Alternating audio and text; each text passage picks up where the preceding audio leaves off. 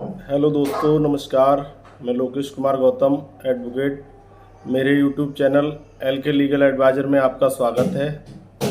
आज मैं बहुत ही अच्छे टॉपिक पर चर्चा करने वाला हूं। एक टॉपिक आजकल बहुत चल रहा है कि पति अपनी पत्नी से मेंटेनेंस से कैसे बचे, यानी भरण पोषण से कैसे बचे। आज मैं उसी पर चर्चा करूंगा।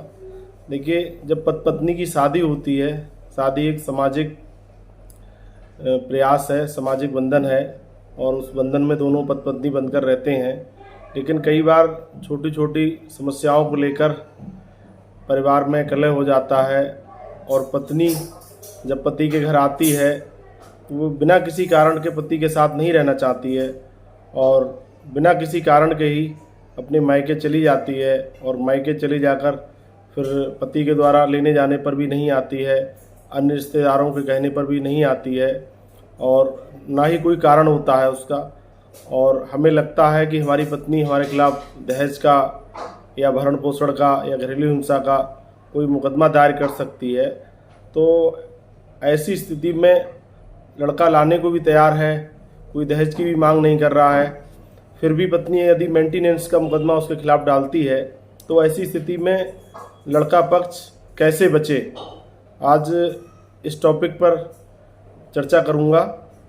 सब लोग पूरी वीडियो देखें, बहुत ही महत्वपूर्ण टॉपिक है क्योंकि आजकल के समाज में ये पति पत्नी का झगड़ा बहुत चल रहा है। छोटे छोटे विवादों को लेकर परिवार उजड़ रहे हैं, लोग उनको समझ नहीं रहे हैं। कुछ लड़कियां अपने माँ बाप के कहने पर, रिश्तेदारों के कहने पर अपने घर को बर्बाद कर रही हैं।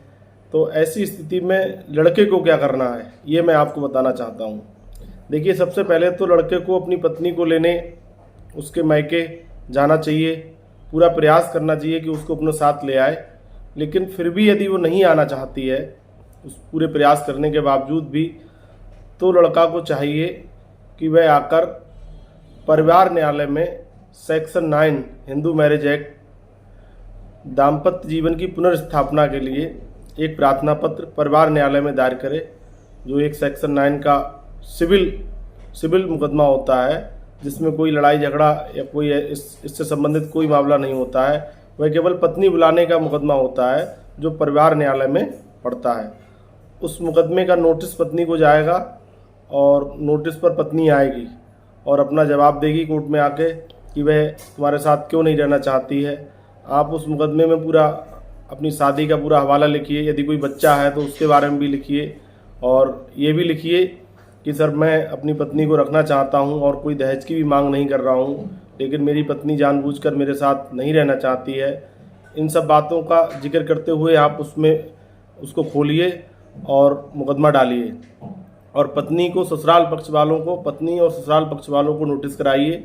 पत्नी न्यायालय में आएगी और जवाब देगी कि वह साथ तुम्हारे क्यों नहीं रहना चाहती है।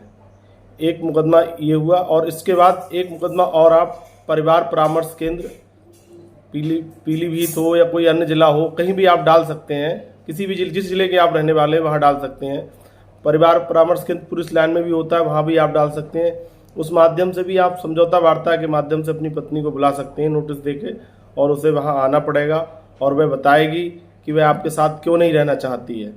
यदि वह जानबूझकर आपके साथ नहीं रहना चाहती है तो आपके खिलाफ 125 भरण पोषण और दहेज का मुकदमा नहीं लिखा सकती है।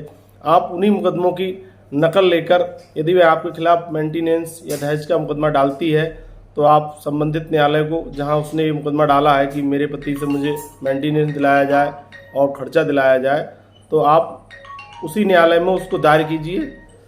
तब उसका मुकदमा स्वतः, मेंटेनेंस का मुकदमा स्वतः खत्म हो जाएगा। इस प्रकार आप पत्नी को मेंटेनेंस देने से बच सकते हैं। धन्यवाद।